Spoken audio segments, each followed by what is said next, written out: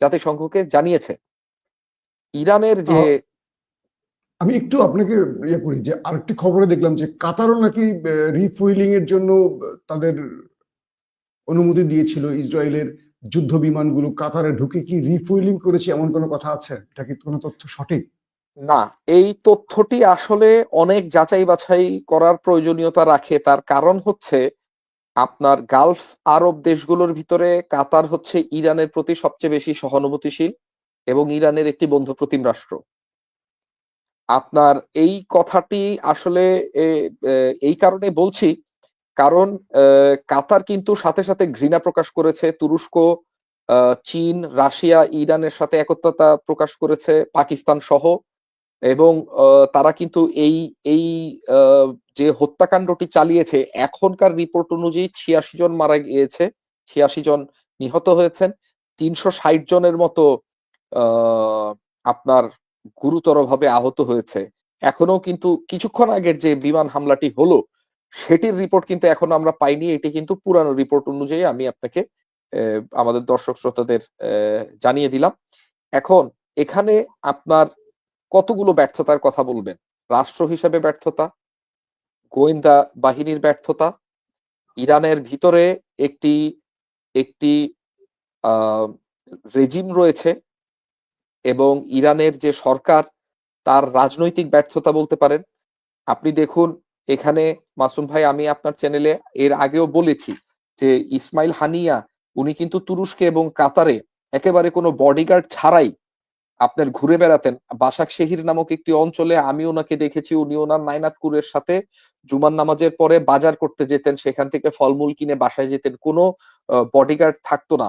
অথচ তিনি যখন রাষ্ট্রীয় মেহমান হয়ে ইরানের যে আহ, রাষ্ট্রপতির যে প্রেসিডেন্সিয়াল ভবন। হ্যাঁ যে প্রেসিডেন্সিয়াল ভবন। কমপ্লেক্স রয়েছে সেই কমপ্লেক্সের মুসাফির খানাতে রাত্রে ঘুমন্ত অবস্থায় তিনি শহীদ হন, এর চেয়ে বড় লজ্জা আর কি হতে পারে? এরপরে আমরা দেখলাম যে ইরানের একে একে ব্যর্থতা। এই ব্যর্থতার পিছনে আসলে সবচেয়ে প্রথম যে দোষটি দিতে হবে, একটু ইরানের এই বিষয়গুলোতে সমালোচনার জায়গা কিন্তু রয়েছে, সেটি হলো যে তাদের যে কৌশলগত যে চিন্তা, তাদের যে কৌশলগত ব্যবস্থাপনা, এটি কিন্তু আসলে ব্যর্থ হয়েছে। এবং এটি শুধু ইরানেরই নয়, এটি মুসলিম বিশ্বকে আমার মনে হয় আগামী ৫০ বছর প্রচন্ড ভাবে ভোগাবে। মাসুম ভাই, এই কথাটা কিন্তু আমি আপনার চ্যানেলে সিরিয়ার যুদ্ধের সময়ও একবার বলেছিলাম। এখন এই কথাটি দুঃখজনক হলেও সত্য আবার বলতে হলো। আমার এই কথাগুলো বলতে ভাল লাগছে না, কিন্তু বাস্তবতাটাকে তো অস্বীকার করলে সমাধান পর্যন্ত পৌঁছাতে পারবো না। আপনি দেখুন ইরানের মূল কৌশলটি কি ছিল।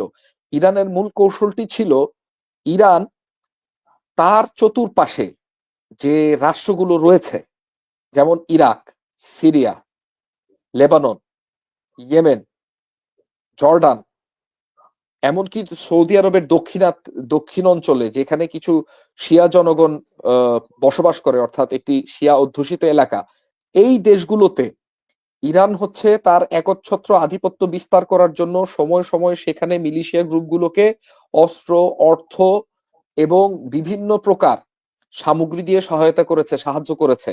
অর্থাৎ এই যে ইরানের আশেপাশে এতগুলো মুসলিম কান্ট্রি, এই মুসলিম কান্ট্রিগুলো কিন্তু রাষ্ট্র হয়ে উঠতে পারেনি।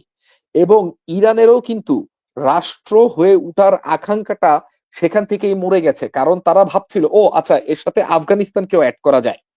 সেখানেও তাদের কিছু অ্যাক্টিভিটিস কিন্তু পরিলক্ষিত হয়েছে, এবং পাকিস্তানেও। এখন এই আমার এই কথাগুলো বলার উদ্দেশ্য হচ্ছে যে ইরান তার আশেপাশে যে রাষ্ট্রগুলো রয়েছে এই রাষ্ট্রগুলোকে ডিস্টেবিলাইজ করেছে, এই রাষ্ট্রগুলোকে অস্থিতিশীল রাষ্ট্রে পরিণত করেছে, এবং এর মাধ্যমে ইরান এই রাষ্ট্রগুলোকে রাষ্ট্র হয়ে উঠার সুযোগ থেকে, সুবিধা থেকে বঞ্চিত করেছে। এবং এর জন্য ইরানকে ব্যাপক পরিমাণ অর্থ সম্পদ ব্যয় করতে হয়েছে।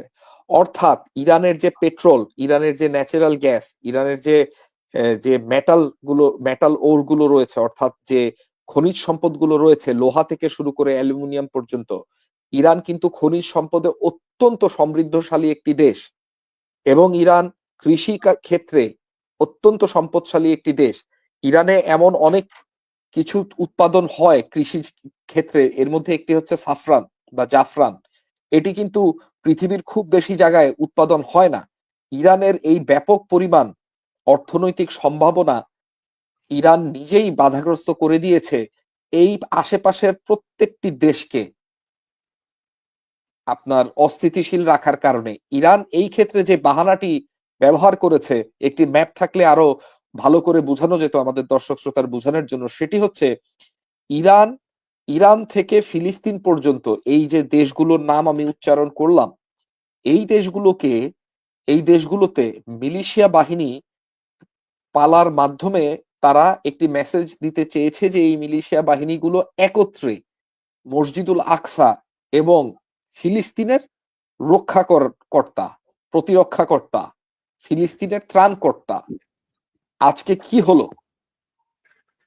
এখন কোথায় সেই ত্রাণকর্তারা? আজকে দেখুন, এই ইসরায়েলের উগ্রবাদী মন্ত্রী ইতিমার বেন গাভির, তিনি যেটা বলেছিলেন কয়েক মাস আগে যে ইরান একটি অক্টোপাস, তারা একটা একটা করে ইরানের পা কাটছে, এরপর এক সময় তারা ইরানের মাথা কাটবে। আজকে দেখুন, হিজবুল্লাহর ঘাড়ের উপরে পেইজার ঘটনার পর থেকে, পেইজার বিস্ফোরণের ঘটনার পর থেকে 20,000 পঙ্গু আজকে হিজবুল্লাহর ঘাড়ের উপরে রয়েছে। আজকে সিরিয়াতে ইরানের যে বাহিনীগুলো রয়েছে তারা বিপর্যস্ত হয়েছে, কিন্তু অ্যাট হোয়াট কস্ট? মানে প্রতিদানটা কি? সিরিয়ার মতো একটি সম্ভাবনাময় দেশ, যেটি একটি অলমোস্ট ইউরোপিয়ান দেশের সমতুল্য একটি সাজানো গুছানো দেশ ছিল, সেই দেশটিকে ধ্বংস করে দেওয়া হয়েছে। আবার আপনি লক্ষ্য করলে দেখবেন ইরাকেরও কিন্তু, ইরাকে আমেরিকা যুদ্ধ শুরু করেছে, কিন্তু এরপর কিন্তু তারপরও ইরাকের একটি রাষ্ট্র হয়ে উঠার যে সুযোগটি ছিল, সেটি কিন্তু ইরান তার আধিপত্য রক্ষা করার জন্য ইরাকের ভিতরে ধ্বংস করে দিয়েছে। এই আধিপত্যের কম্পিটিশনে ইরান কিন্তু তুরস্ককেও, পিকেকে নামক যে বিচ্ছিন্নতাবাদী সন্ত্রাসী সংগঠনটি ছিল, যেটি কিছুদিন আগে আত্মসমর্পণ করেছে, অস্ত্র সমর্পণ করেছে, এই সংগঠনটিকেও কিন্তু ইরান দীর্ঘ একটি সময় সাহায্য সহযোগিতা করে গেছে। আমি যদিও এই কথাটি উচ্চারণ করতে চাই না, কিন্তু ইরান কিন্তু মাযহাব পন্থিতার, অর্থাৎ এই যে শিয়া সুন্নি লড়াইটা, এইটার পিছনে ইন্ধন দিতে কিন্তু ইরান অনেক সময়ই কার্পণ্যবোধ করেনি, এবং আজকে সেটার রেজাল্ট আমরা দেখতে পাচ্ছি। আমার দুঃখ হয় ইরানবাসী, ইরানের যে যুব সমাজ, ইরানের একটি বিশাল সম্ভাবনাময় একটি জনগণ রয়েছে। আপনি দেখবেন আমেরিকাতে যারা চলে গিয়েছে, বা ইউরোপে যারা পাড়ি জমিয়েছে, বা তুরস্কে যারা এসেছে, তাদের মধ্যে খুবই মেধাবী ডাক্তার, ইঞ্জিনিয়ার, খুবই মেধাবী আপনার আইনজীবী, অর্থনীতিবিদ, প্রফেসর রয়েছে। এরা ইরানকে একটি সমৃদ্ধ দেশে পরিণত করতে পারত, কিন্তু ইরানের এই ভুল পলিসি আজকে ইরানের এই বিপর্যয়ের কারণ। মাসুম ভাই, আমি জানতে চাচ্ছি যে ইরানের যে ছবিগুলো বা তথ্যগুলো আমরা পেলাম আন্তর্জাতিক গণমাধ্যম ধরে, সেখানে দেখা গেছে ইরানের গুরুত্বপূর্ণ ব্যক্তিরা যে ভবনগুলোতে